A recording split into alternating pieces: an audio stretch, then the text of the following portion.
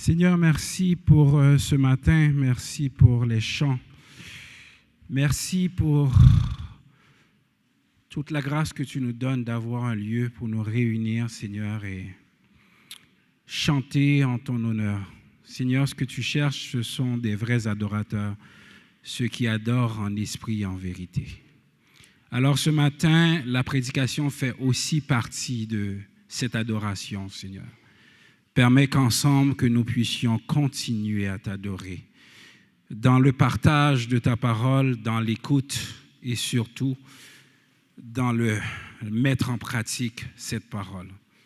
Aide-nous, Seigneur, à renoncer à nous-mêmes. Aide-nous, Père, à te faire confiance. Aide-nous à te découvrir dans ce que tu dis et ce que tu nous apprends, Seigneur. Que tout ce qui va être dit, Seigneur, soit en ton honneur, pour ta gloire et pour bénir ton peuple. Que ton nom seul soit glorifié. Amen. Bon dimanche matin, content de vous voir. Les enfants, je sais que vous ne voulez pas m'écouter, donc vous pouvez aller vous amuser au parc. Allez-y. Ah, c'est semaine prochaine? Ben, allez trouver Sonev, il est là, il va vous dire quoi faire. Merci, Soa. Donc, pendant que les enfants nous quittent tranquillement,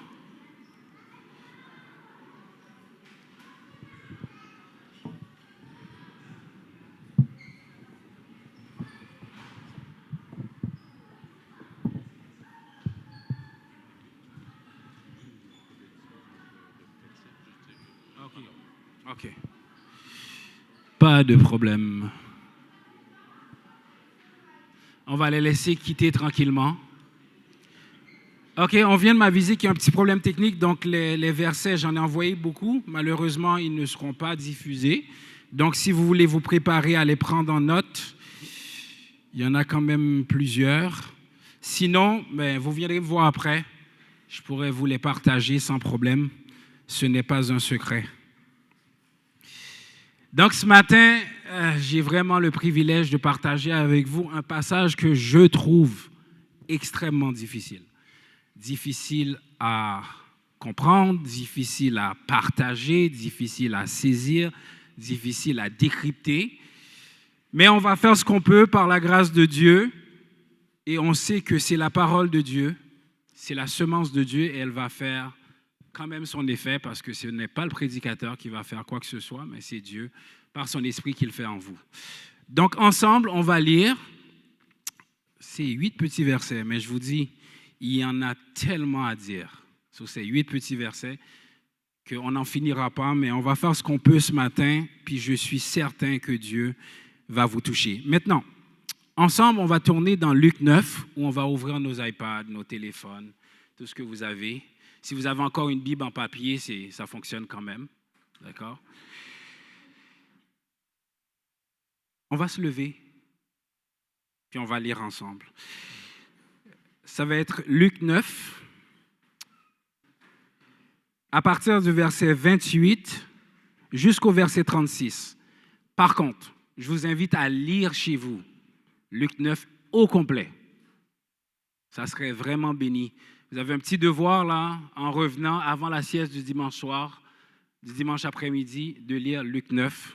Vous allez découvrir des trésors. Donc, du verset 28 au verset 36, je lis pour vous.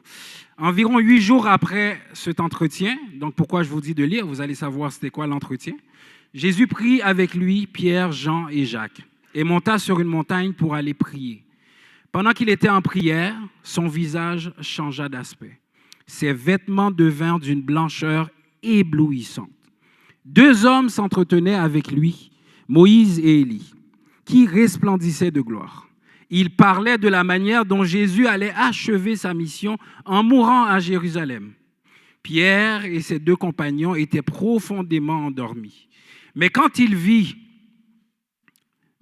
s'éveillèrent, ils virent la gloire de Jésus et les 2 hommes qui étaient avec lui. Au moment où ces hommes se séparaient de Jésus, Pierre lui dit, « Maître, il est bon que nous soyons ici. Nous allons dresser 3 tentes, une pour toi, une pour Moïse et une pour Élie. » En fait, il ne savait pas ce qu'il disait. Pendant qu'il parlait encore, une nuée se forma et les enveloppa, et les disciples furent saisis d'une crainte lorsqu'ils entrèrent dans la nuée. Une voix sortit de la nuée qui disait, « Celui-ci est mon fils, celui que j'ai choisi. Écoutez-le. » Que cette voix eut retenti, quand cette voix eut retenti, ils ne trouvèrent plus que Jésus. Quant à eux, à cette époque, ils gardèrent silence sur cet événement et ne racontèrent à personne ce qu'ils avaient vu. Que le Seigneur daigne bénir cette portion de l'Écriture. Asseyez-vous. Pas très long comme lecture, mais beaucoup à dire. Jésus choisit 3 disciples, d'où vient l'expression qu'on a au Québec, Pierre-Jean-Jacques. Vous entendez tout le temps, on dit Pierre-Jean-Jacques au Québec. Donc, il choisit ses disciples pour aller prier. Et pendant que Jésus priait, les disciples, ils faisaient quoi? Des fois, on s'assoupit à l'église, on n'a pas besoin de se sentir mal. Des fois, je prêche, je vois des autres. C'est correct. C'est bon? Georges, oui. Donc, les disciples, à ce moment-là, ils dormaient, pendant que Jésus était dans un instant de gloire incroyable. Et quand ils se réveillent, ils réalisent qu'il y a quelque chose qui se passe, quelque chose d'incroyable. Et dans ce petit passage, dans ces quelques versets, nous avons le Saint-Esprit, nous avons le Père et nous avons le Fils réunis au même endroit qui se manifestent. Ce qu'on appelle une théophanie. Une théophanie, c'est la présence de Dieu manifestée physiquement. Vous imaginez, vous dormez profondément et vous vous réveillez et vous voyez Jésus, son visage rayonnait, resplendissait, à un tel point que ses vêtements devinrent blancs, mais d'une blancheur éblouissante. Je lisais le passage, je me dis, Seigneur, OK, qu'est-ce que tu veux que je comprenne là-dedans? Qu'est-ce que tu veux dire à ton peuple? Et ce matin, ce que j'ai à vous partager, 5 petits points. Le visage qui resplendissait et qui a changé d'aspect, qui devenait glorieux. Le lieu, ça se passe sur une montagne. La nuée, la voix qui sortait de la nuée. La montagne. Dans l'entendement des disciples, dans l'entendement des contemporains à Jésus, les contemporains de Jésus savent que les choses se passent sur une montagne. Vous vous rappelez la prière sur les monts Oliviers. Jésus allait à la montagne pour prier. Et jusqu'à maintenant, vous vous rappelez? Qu'est-ce qui s'est passé? Est-ce que vous vous rappelez? On va aller souvent dans l'Ancien Testament ce matin. Est-ce que vous vous rappelez quelqu'un qui est allé à la montagne et quand il descendait, il y avait aussi cet aspect glorieux? Moïse, après 40 jours qu'il eut descendu des monts Sinaï, il était tellement glorieux que le peuple avait peur de s'approcher de lui. La proximité telle avec Dieu a rendu cet homme glorieux. Est-ce qu'on a ce même aspect? Est-ce qu'on est assez proche de Christ ce matin quand quelqu'un nous regarde et qu'il nous voit glorieux comme Christ l'a été?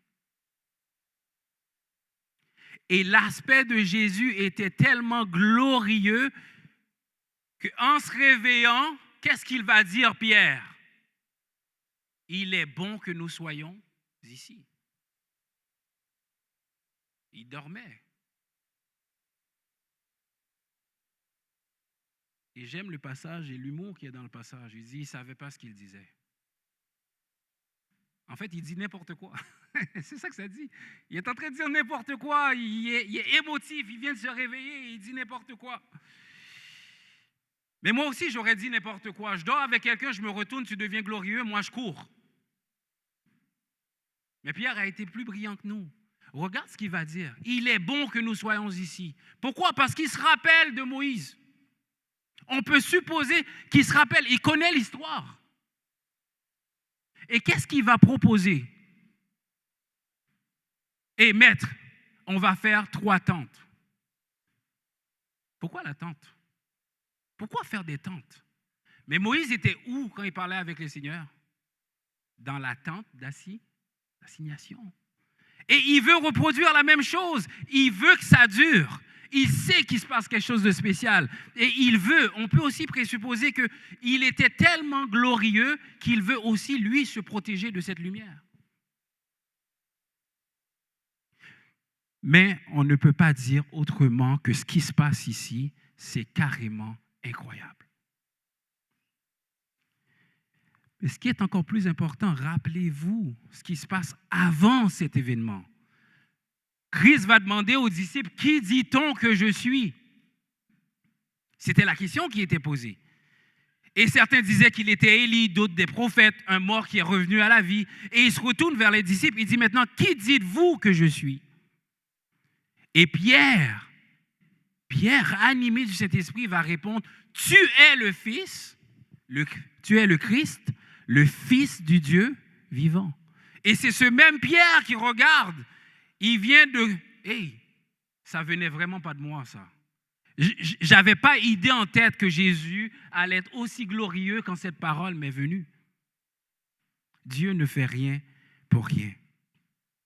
Donc, sur cette montagne se passe cet événement comme Moïse sur le mont Sinaï. Si on regarde dans Exode 34, versets 29 à 35, que je vais lire pour vous. « Puis Moïse redescendit du mont Sinaï, tenant en main les 2 tablettes de l'acte de l'Alliance. Il ne savait pas que la peau de son visage était devenue rayonnante pendant qu'il s'entretenait avec l'Éternel. Aaron et tous les Israélites regardaient Moïse et s'aperçurent que la peau de son visage rayonnait. Ils eurent peur de s'approcher de lui. » Quand même incroyable de voir notre Christ, notre Seigneur, dans une proximité telle avec son Dieu, ça rayonne. On ne tombe pas dans le mysticisme, mais pas du tout. C'est vraiment une telle proximité, une grâce que Dieu a faite à Moïse qu'il a rayonné. Et cette même proximité, il le rappelle sur cette montagne avec les disciples, ceux qui ont vu, ceux qui ont connu qu'il était le Christ, le Fils du Dieu vivant. Encore ces 2 textes, deuxième point, les 2 personnages, Moïse et Élie. Mais qu'est-ce qu'ils font là? Il me semble que ça fait le prof de l'Ancien Testament, mon érudit, docteur, professeur raté.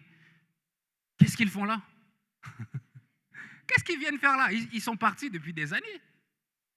Qu'est-ce qu'ils viennent faire là? Vous imaginez, vous dormez, vous vous réveillez, Jésus, vous le connaissez, c'est votre maître. Vous marchez avec lui. Mettez-vous à la place de Pierre, Jean-Jacques. Vous vous réveillez, il y a 3 hommes. Il n'y a pas de Facebook, il n'y a pas de photo, il n'y a pas d'Instagram, il n'y a pas d'ordi. Comment vous savez que c'est Moïse et Élie? Comment ils le savent? On peut imaginer soit Jésus les présente, il dit, « Hey, les gars, Moïse, Élie. » Parce que le texte ne nous le dit pas, on doit le présupposer. Comment ils savent?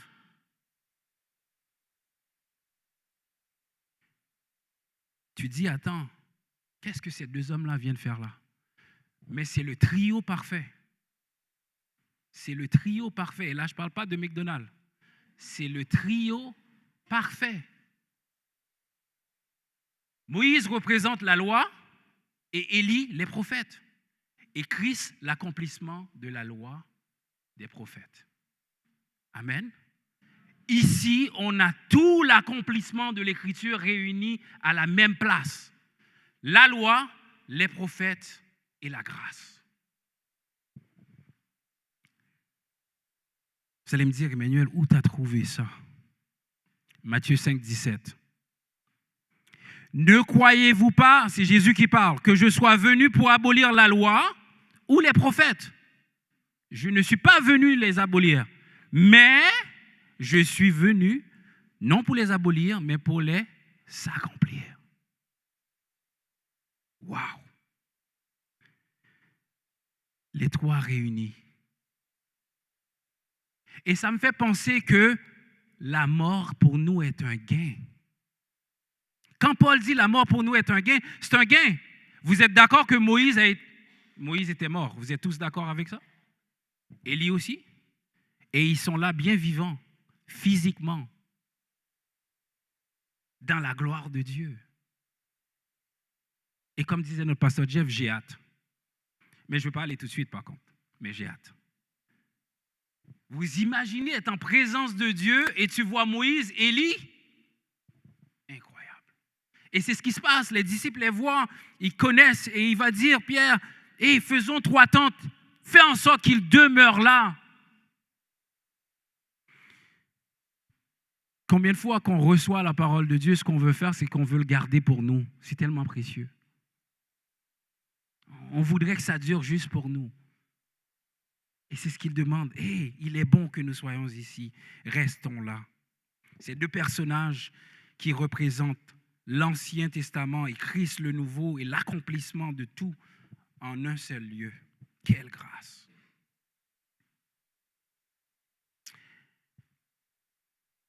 La nuée. Qu'est-ce que c'est une nuée selon vous?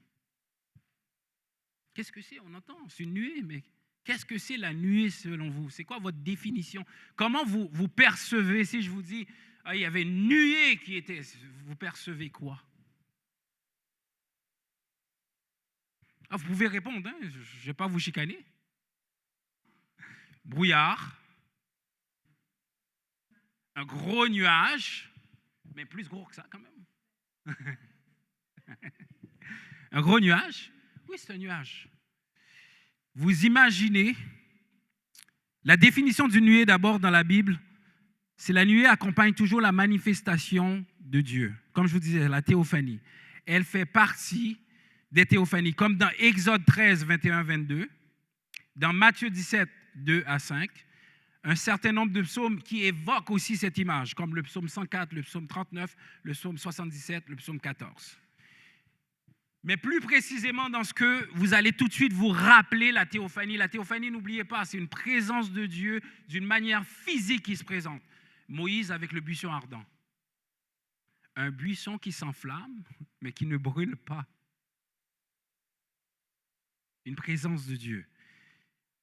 Vous vous rappelez l'ange qui a parlé à Manoach? Est-ce qu'il y a quelqu'un qui s'appelle, c'est qui, Manoach ou Manoah? Est-ce qu'il y a quelqu'un qui se rappelle, c'est qui? Amen. C'est le père de Samson. Quand l'ange va parler à sa femme, va lui dire, tu deviendras enceinte, mais tu ne vas ni boire de liqueur, ni des produits de la vigne, ni de liqueur forte. Pourquoi? Parce que l'enfant qui sortira de ton sein, il sera dédié à l'Éternel et le rasoir ne passera point sur sa tête. Ceux qui veulent comprendre d'où viennent les rastas, ça vient de là en passant. Je vais juste vous le dire. Donc, ceux qui ont des tresses et qui ne veulent pas couper leurs cheveux, ça vient de là. Donc, l'enfant, c'est Samson et sa force était dans ses cheveux. Donc, Dieu s'est présenté à Manoah et à sa femme d'une manière d'homme. Et allez lire Juge 13, versets 3 à 21. Il parle à un homme jusqu'à ce qu'il se rende compte qu'il parle à l'ange de l'Éternel. Dieu prend la forme qu'il le veut.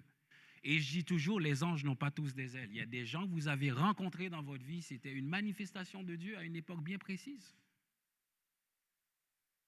Une parole divine. Vous vous rappelez qu'il y avait pour le peuple Israël une colonne de nuée et une colonne de feu qui était la représentation de qui?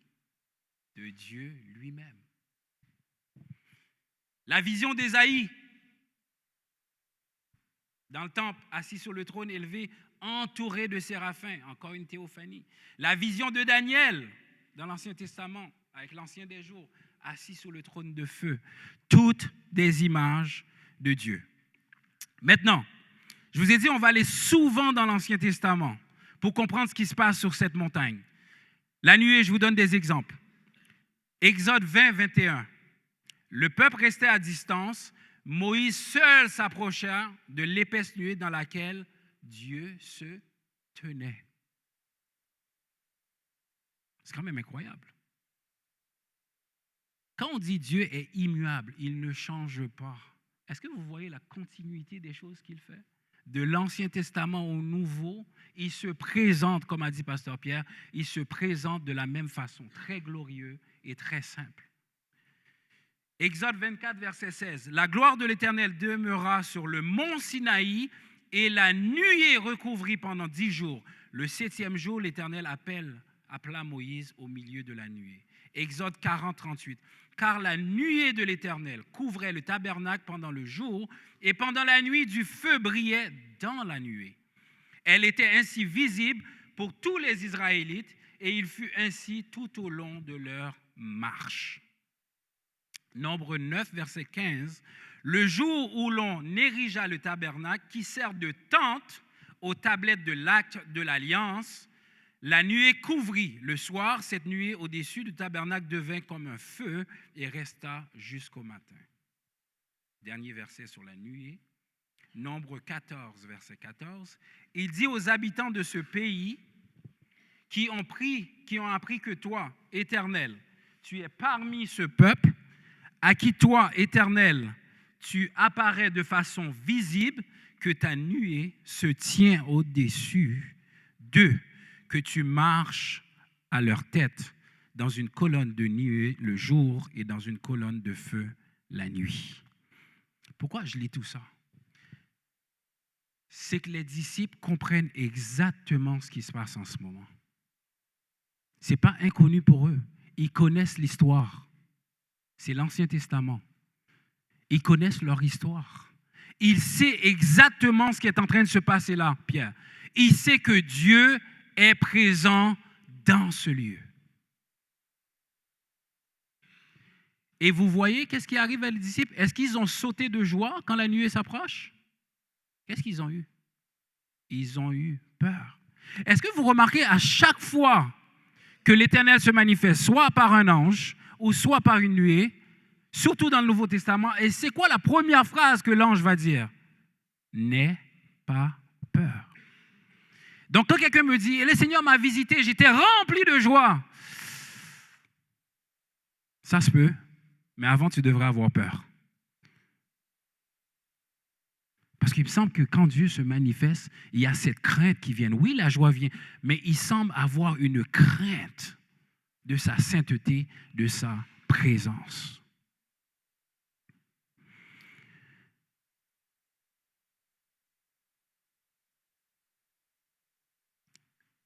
La nuée va couvrir les disciples. Et les disciples ont tellement peur quand la nuée s'approche d'eux. Dieu est tellement saint qu'on doit trembler dans sa présence. Je sais qu'on veut tous être amis de Dieu. Je le sais, on l'a chanté. Mais à moins que Dieu nous appelle ses amis, nous ne sommes pas ses amis. C'est lui qui a appelé Moïse, mon ami. Ce n'est pas Moïse qui a décidé que Dieu était son ami. Et on est dans un siècle, on est dans une époque dans laquelle que moi je vis, où ce que tout le monde veut, un Jésus très cool. Un Jésus qui aime tout le monde. Un Jésus, même si tu pèches, il t'accepte pareil. Même si tu n'as pas demandé pardon. Un Jésus qui n'envoie personne en enfer, tellement qu'il est bon. Mais ce n'est pas le Jésus que la Bible prêche. Ce n'est pas le Jésus que la Bible nous présente. Je vous invite à lire l'Apocalypse. Il apparaît vraiment pas très cool quand il se fâche. Il y a un passage dans l'Ancien Testament, je pense que c'est dans Malachie, où ce que Dieu va dire, mieux vaut ne jamais avoir vu le jour que de voir juste un jour de ma colère. Je vous dis, Dieu aime les gens dans sa justice, dans ses règles à lui. Hors de sa justice, c'est sa colère. Et sa colère n'est pas jojo. Sa colère n'est pas très drôle. Un monde qui veut prêcher un Christ qui aime tout le monde, un Christ qui pardonne tout ce qu'on fait à répétition, un Christ qui ne se fâche jamais, c'est vraiment le petit Jésus dans la crèche qu'on allaite. On veut qu'il reste dans la crèche. C'est plus confortable pour nous quand il est dans la crèche. Mais je vous rappelle, il a grandi, il a marché, il a ordonné des choses, il est allé à la croix, il est mort, il est ressuscité. Sans vouloir vous faire peur, aujourd'hui, il est notre avocat auprès de Dieu. Profitez-en, parce qu'il deviendra le juste juge. Ce que j'aime dans ce passage-là, qui est une nuance que vous ne voyez pas, c'est que l'avocat connaît la vérité de votre crime. Vous lui avez dit la vérité à l'avocat pour vous défendre. Mais maintenant, une fois que vous l'avez dit la vérité, si vous n'avez pas marché, vous n'êtes pas pardonné, vous n'avez pas été réconcilié, quand vous allez rentrer dans la salle de cour, celui qui connaît votre vérité, il est assis comme juge. Vous ne pouvez pas lui mentir. Il sait que vous êtes coupable. Aucun d'entre nous est un non-coupable ici. Faites la différence. Je ne suis pas non-coupable. J'ai été justifié. Ce n'est pas pareil. Quelqu'un qui est non-coupable, c'est quelqu'un qui n'a jamais fait cet acte-là. On espère. Mais quelqu'un qui est justifié, c'est quelqu'un qui mérite la mort, que quelqu'un d'autre a pris sa place. C'est ce que nous sommes. Nous ne sommes pas des non-coupables. Nous sommes tous des coupables justifiés. Quelqu'un est mort à notre place pour nous donner la liberté. Mais nous, on est tous coupables. Donc, revenons au texte que j'aime bien, quoique c'est difficile.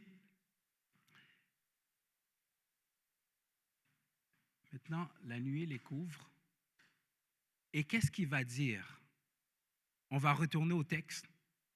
En passant, je fais une petite parenthèse. On l'a lu dans Luc 9, le verset 28 à 36. Prenez note. Je vous invite à lire dans Matthieu 17, 1 à 9 et dans Marc 9, 1 à 13. Je répète, Matthieu 17, 1 à 9 et Marc 9, 1 à 13. Les évangiles synoptiques le présentent, mais il y a des détails qui changent, que je n'aurai pas le temps de rentrer dedans, mais je vous invite à aller voir les détails et ça va vraiment, vraiment être enrichissant.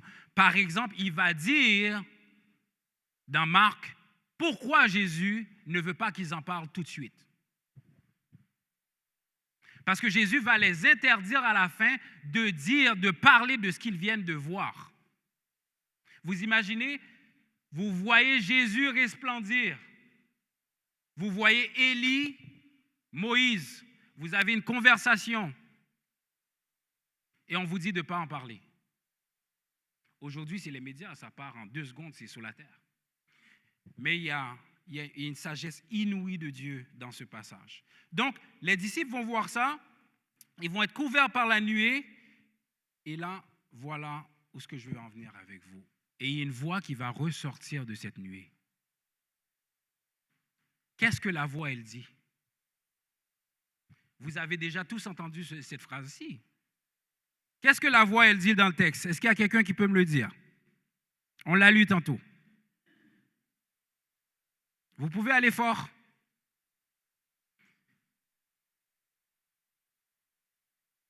Plus fort. Verset 35.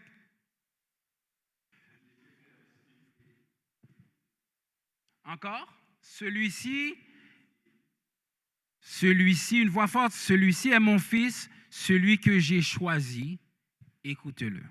Est-ce que vous avez déjà lu cette phrase dans la Bible à quelque part ailleurs? Au baptême de qui? Quelle a été la phrase au baptême de Jésus?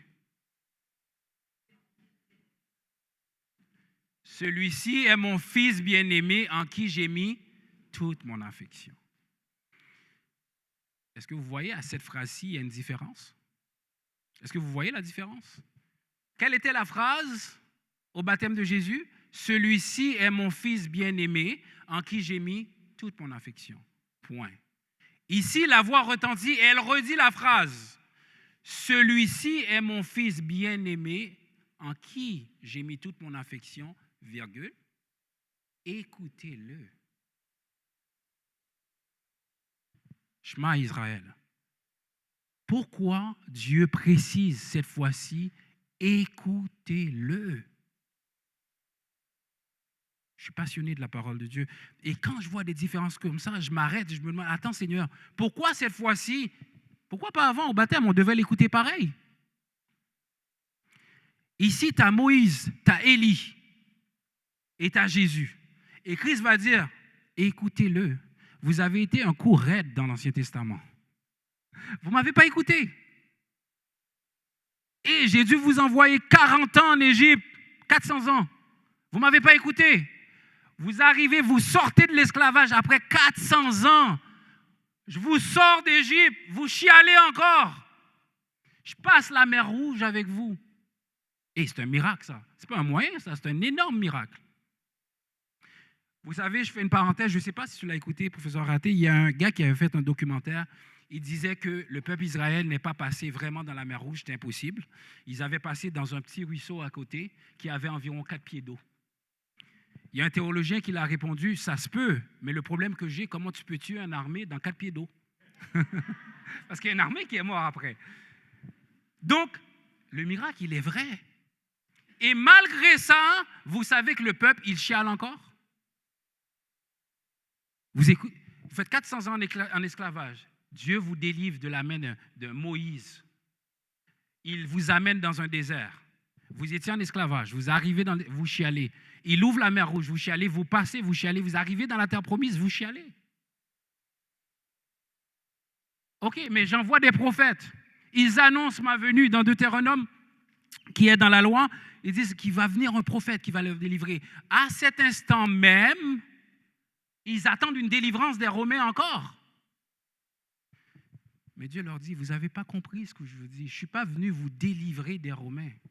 Je suis venu vous délivrer de vous-même. Je suis venu vous délivrer, vous sauver de ma colère. La colère de César, elle est temporaire. Écoutez-le. Vous savez, pour les Juifs, écouter, ce n'est pas entendre. Écouter, ce n'est pas sonore. Écouter, j'ai mis une petite définition que je trouve quand même bien. Je vais vous lire pour les Juifs, qu'est-ce que c'est écouter. Écouter dans la Bible en français signifie entendre, comprendre les Écritures saintes dans la langue française. Cela implique une lecture, pour nous aujourd'hui, une lecture, une écoute attentive de la Bible, afin de faire comme les Juifs faisaient, de saisir le message et l'enseignement. Plus qu'une simple répétition sonore, cela implique une intention de recevoir, de comprendre et d'appliquer ce qui est dit. C'est ça entendre. C'est ça écouter. Si vous me dites, Emmanuel, peux-tu aller me chercher le ventilateur en arrière, j'ai chaud?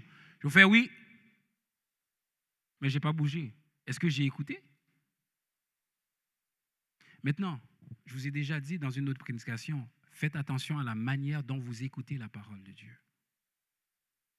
Est-ce que vous êtes en train en ce moment de recevoir, de vous imprégner de la parole de Dieu, dans le but de le mettre en pratique? Dans le but de développer une telle relation avec Christ qu'à un tel point que vous prenez du temps pour aller prier. Dieu choisit des disciples qu'il les met à part pour prier. C'est cool, ensemble, on peut aller écouter une game ensemble. On peut faire plein d'autres activités ensemble. Mais c'est quand la dernière fois, on a appelé 2-3 amis, on s'est mis à part pour prier. Ça fait aussi partie de la marche chrétienne. Écoutez-le. Ça fait des siècles qu'on se parle. Vous n'écoutez pas. Maintenant, écoutez-le. Jésus va dire, qui m'a vu a vu le Père. Qui me rejette, rejette non seulement moi, mais celui qui m'a envoyé.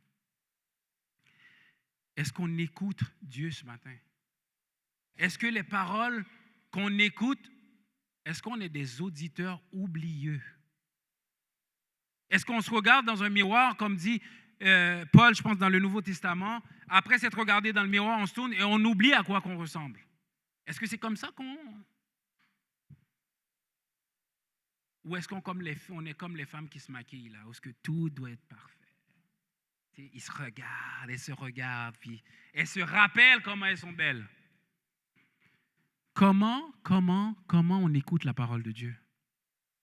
C'est une question que je vous pose. De quelle manière écoutez-vous la parole de Dieu? Et le texte y est clair. Écoutez-le. Vous savez, je ne veux pas vous faire peur.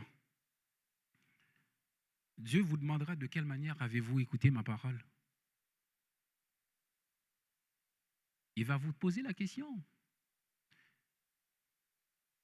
Oui, j'ai hâte de voir Moïse. Oui, j'ai hâte de voir Élie. Oui, on va tous les voir. Et j'ai l'assurance que la mort n'est qu'un passage. Et on le voit ici. Ça fait des siècles qu'ils sont morts. Et ils sont là bien vivants. Et est-ce que vous remarquez dans le texte un petit point, de quoi ils discutent les trois quand les disciples se réveillent? De quoi discutent Jésus, Élie et Moïse? Allez-y, je vous laisse le temps. C'est passionnant de quoi ils discutent. C'est tellement passionnant, vous ne pouvez pas le manquer.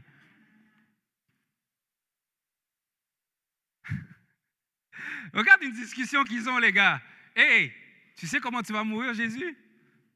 Ils parlent de comment Jésus va mourir à Jérusalem. C'est ça la discussion qu'ils ont. Vous imaginez? Je rencontre quelqu'un qui est mort depuis des siècles. Puis on parle de comment je vais mourir. Tu as eu l'expérience de la mort, c'est bien. Tu peux m'en parler un petit peu. Dis-moi comment ça se passe. C'est les questions qu'on se pose. Mais Jésus, il sait qu'est-ce qui va se passer. Mais c'est quand même fascinant de voir ces gens-là reviennent. Ils ne sont pas en train de parler du peuple Israël, comment ça a changé, qu'est-ce qu'on va faire pour les Romains. Écoute, j'ai déjà vécu. Moïse n'est pas en train de dire, hey, toi, Jésus, calme-toi, tu as juste 12. Moi, j'en ai eu des milliers, les chialés. Tu en as juste 12 avec toi. Puis tu n'as même pas amené les 12, tu en as juste amené 3. Ce n'est pas du tout ça. Ils sont en train de parler de comment Jésus va mourir à Jérusalem. Écoute, est-ce que ce n'est pas fascinant, la Bible? Je faisais un exercice en préparant ma prédication. Je me dis, mettons qu'ils ne mettent pas ces phrases-là. Ils parlaient de comment Jésus allait mourir. Et il fallait spéculer sur la conversation qu'il y avait entre Jésus, Moïse et Élie. Est-ce qu'il y a quelqu'un dans la salle, franchement, qui aurait pensé du premier coup à y parler de la mort de Jésus? Les pensées de Dieu ne sont vraiment pas nos pensées. Hein? Ses pensées sont loin d'être les nôtres. Et c'est quand même fascinant. Il se lève, puis il entend Pierre, Jean et Jacques entendre les trois personnages parler de la mort de Jésus. Vous vous réveillez d'un sursaut, d'un coup. Déjà, vous faites une crise cardiaque parce que vous voyez des morts devant vous bien vivants et qui parlent. Et vous voyez votre maître qui est bien vivant qui leur parle comme si de rien n'était. Jésus ne semble pas être étonné dans le texte. Jésus ne s'est pas tourné en disant « Hey Moïse, qu'est-ce que tu fais là ?» Non, non, ils sont dans une pleine conversation tout à fait normale. Ce n'est pas étonnant.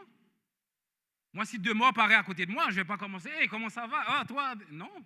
Écoute, moi, je vais être le premier à sortir, je cours très vite. Mais Jésus ne semble pas du tout être étonné. Il est là avec eux parce que Christ sait que la mort n'est qu'un passage. Et n'oubliez pas, c'est clair dans les Écritures. Dieu dit, je ne suis pas le Dieu des morts, mais le Dieu des... Ils sont obligés d'être vivants. Si c'est leur Dieu, ils sont obligés d'être vivants. Tous ceux qui sont passés de l'autre côté et qui ont cru à notre Seigneur Jésus-Christ, ils sont tous vivants. Allez voir leur corps reste là, mais ils sont réellement vivants. Quelle gloire! Quelle espérance que nous avons de savoir, passant de l'autre côté, ce n'est pas terminé. Écoutez-le, les amis, je vous prie, je vous en supplie, écoutez-le. Vous allez faillir des fois, juste Christ ne faillit jamais, ce n'est pas grave, mais écoutez-le, méditez sa parole, chérissez sa parole, aimez sa parole, aimez la personne de Christ, car il est vrai. C'est une personne vraie. Il aime vraiment. Il est vraiment amour. Mais encore une fois, il est amour dans sa justice. Rejetez tout enseignement de Christ qui vous dit vous pouvez vivre comme vous voulez. Christ vous aime pareil. Il a dit j'ai aimé Jacob, mais j'ai haï Isaïe. Je l'ai haï. Ne prenez pas Christ pour acquis. Je suis désolé.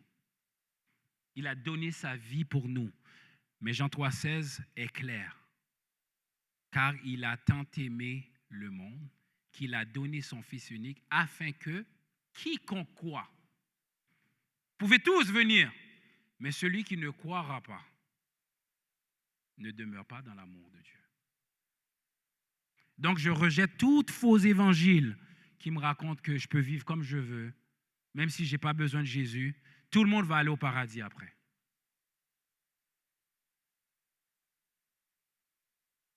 En tout cas, ce n'est pas dans la Bible. En terminant, je sais qu'il fait un peu chaud. Ces deux alliances réunies avec Jésus sur cette montagne est un signe incroyable de ce que Dieu peut faire qu'on s'approche réellement de lui. Pourquoi il a amené Pierre, Jean-Jacques? Aucune idée. Est-ce que c'est parce qu'il voulait encore qu'il voit ce que Pierre vient de témoigner? Peut-être.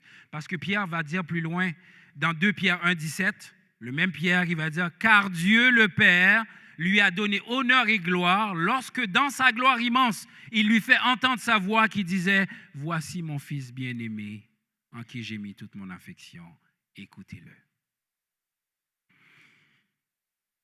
J'aimerais terminer en vous donnant quelques points d'application dans nos vies aujourd'hui comparés à ce passage. Et je vous le disais dès le départ, je le redis en terminant, je n'ai que effleuré le passage. Il y a tellement d'autres, il y a tellement plus à puiser. Et je vous encourage à aller le lire, à aller le mâcher, le mastiquer, le ruminer pour en puiser davantage dans ce qu'il y a dans ce texte. C'est une richesse. Aimez la parole de Dieu. Je vous invite en terminant à dire comme Pierre, il est bon que nous soyons ici, dans la présence de Dieu. Il est bon que nous soyons ici. Il est bon d'être dans la présence intime de notre Dieu avec notre Seigneur Jésus-Christ. Il est bon que nous soyons ici. Rappelez-vous que oui, ils étaient sur cette montagne, mais rappelez-vous, Jésus a dit, ce n'est plus sur cette montagne, ni à Jérusalem, ni à Samarie. Mais les vrais adorateurs maintenant adoreront en esprit et en vérité. Plus besoin de chercher une montagne. Là où vous êtes, dans votre lieu secret, chez vous, dans votre intimité, développez une vraie relation avec Dieu. Une vraie relation. Adore-le vraiment en esprit et en vérité. Et il va se manifester à vous. Il a tout accompli pour nous. Il est digne de confiance. Il est mort et il est ressuscité. Et sur cette montagne, on voit une vérité qui a été dite. Jésus dit, personne ne prend ma vie, je la donne afin de la reprendre. Ce n'est pas de l'orgueil. Si moi je dis ça, je suis un fou et vous avez raison, je suis un fou. Je ne peux pas donner ma vie, elle ne m'appartient pas premièrement. Deuxièmement, si vous la prenez, je ne peux pas la reprendre, je suis déjà mort. Mais Christ peut le faire parce qu'il est Dieu. Et sur cette montagne, on le voit. On parle déjà de comment il va mourir. Il est digne de confiance. Un mot d'application, je veux que vous la saisissiez bien et que vous la preniez dans le sens que je vais dire. Vous vous rappelez, tantôt, j'ai parlé de théophanie, une présence physique de Dieu sur terre. Mais tous ceux qui appartiennent à Dieu, vous êtes tous des théophanies. Votre corps est le temple du Saint-Esprit. Vous êtes tous une présence de Dieu sur terre, physiquement.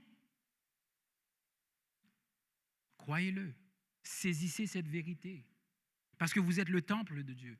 Vous êtes le temple du Saint-Esprit.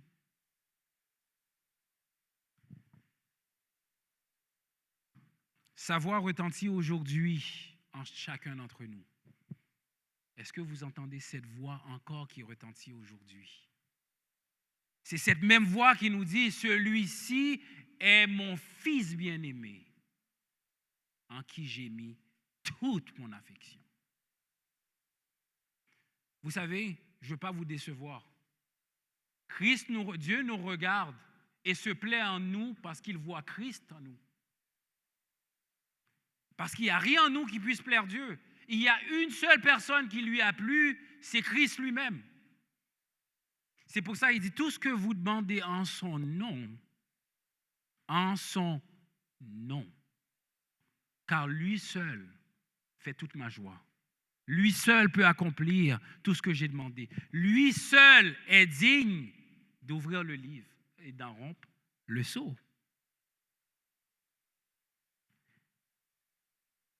Mais on devrait être heureux à savoir qu'il y en a un qui puisse le faire. Et c'est notre Seigneur et Sauveur. Ce matin, j'aimerais une chose. Une chose, c'est que vous l'avez entendu et que vous l'avez écouté. Une seule chose. Dans le passage, tout est important.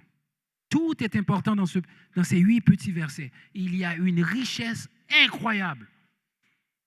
Mais il y a un mot qui résonne dans ce passage. C'est écoutez-le. Amen. Prions. Seigneur, merci pour ta parole. Merci de nous rappeler, Seigneur, combien qu'il est important de t'écouter, Seigneur. Oh Dieu, ouvre notre entendement. Je t'en supplie, Seigneur, afin qu'on puisse t'écouter. Pas juste t'entendre et sortir de ce lieu en oubliant tout ce qu'on a entendu. Mais Seigneur, puisque nous sommes tes représentants sur terre, tu l'as choisi ainsi. Puisque tu es vrai de Genèse à Apocalypse, et même au-delà, Seigneur, de ce que nous pouvons imaginer, Seigneur.